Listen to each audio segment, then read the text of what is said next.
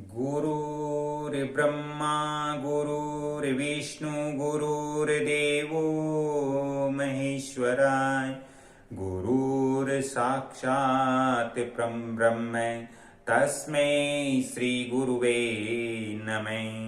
प्रिय मित्रों, हम कोई जमीन ले रहे हैं या हमने भूमि खरीदी है या उस भूमि के अंदर मकान बनाने का हम योजना बना रहे हैं, तो सबसे पहले हमें भूमि का निरीक्षण करना अति आवश्यक है।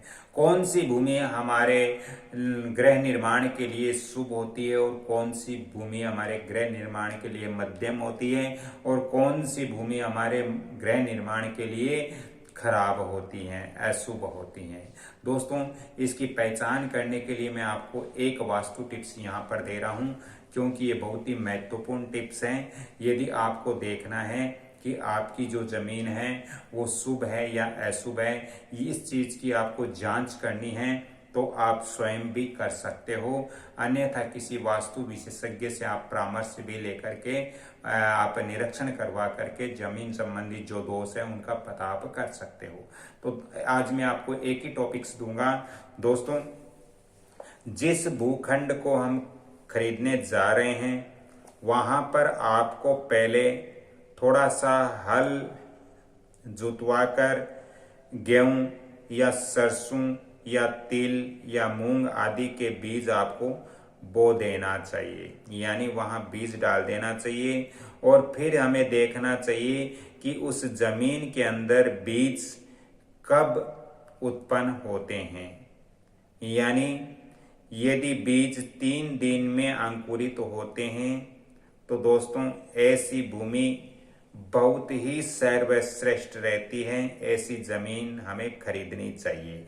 यदि आपने जो गेहूं या सरसों या तिल या मूंग आदि के बीज बोए हैं और यदि वो 5 रात के बाद यदि अंकुरित होते हैं तो दोस्तों ऐसी भूमि वास्तु अनुसार मध्यम समझना चाहिए। ऐसी भूमि हमें नुकसान भी दे सकती है और लाभ भी दे सकती है।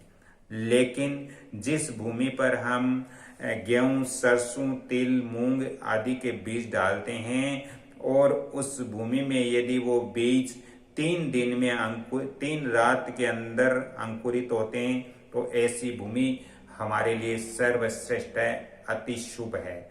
और जो 5 रात के बाद यदि उसमें बीज अंकुरित होते हैं तो ऐसी भूमि वास्तु अनुसार मध्यम मानी गई है।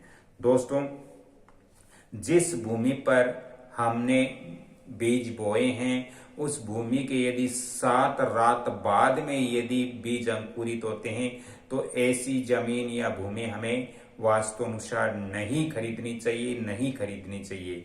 ये बहुत अशुभ होती है। इसमें यदि हम गृह निर्माण करते हैं तो दोस्तों वो वास्तु अनुसार अच्छी स्थिति में नहीं होता है। इसलिए इस चीज का हम ध्यान रखें। इस चीज का हमें विशेष ध्यान रखना चाहिए कि जब भी हम भूमि या जमीन खरीदते हैं तो ये जो प्रयोग है वास्तु का वो आपको जरूर करना चाहिए। इससे आप स्वयं पता कर सकते हो कि ये जमीन पे मकान बनाना अच्छा है या नहीं है, वास्तु अकॉर्डिंग है या नहीं है। दोस्तों, इसके अलावा बहुत आकृतियों की भूमि होती है, उसके बारे में मैं अगले वीडियो में चर्चा करूंगा, क्योंकि ये वीडियो मेरा लंबा हो जाएगा। दोस्तों, इसके साथ ही एक टिप्स में और आपको बता देता हूं कि जिस भूमि के मध्य भाग पूरब दिशा एवं उत्तर पूर्वी दिशा में नीचा हो तथा पश्चिम व दक्षिण पश्चिम दिशा में ऊंचा हो, वह ब्राह्मण कुल के लिए जमीन ऐसी अच्छी मानी गई है। तो ऐसी ब्राह्मण कुल के व्यक्ति ऐसी जमीन खरीद सकते हैं। साथ ही दोस्तों, भूमि खरीदते समय हम जब मकान निर्माण करते हैं तो शल्य की जानकारी भी हमें होनी चाहिए कि भूमि के नीचे किसी प्रकार का शल्य दोष तो नहीं है। यदि है तो पहले उसको ठीक करवाएं, उसके पश्चात ही मकान का निर्माण कार्य प्रारंभ करें। दोस्तों, यदि आपको वास्तु और ज्योतिष संबंधी ज्यादा जानकारी चाहिए तो आप फोन नंबर भी नोट करें 7901718402। अगली कड़ी में फिर मिलता हूं। तब तक के लिए आप वीडियो को लाइक शेयर सब्सक्राइब जरूर करें और बेल आइकन घंटी के निशान पर भी क्लिक करें। अगली कड़ी में फिर मिलता हूं। जय जय श्री राम, राधे राधे, जय श्री कृष्ण, धन्यवाद।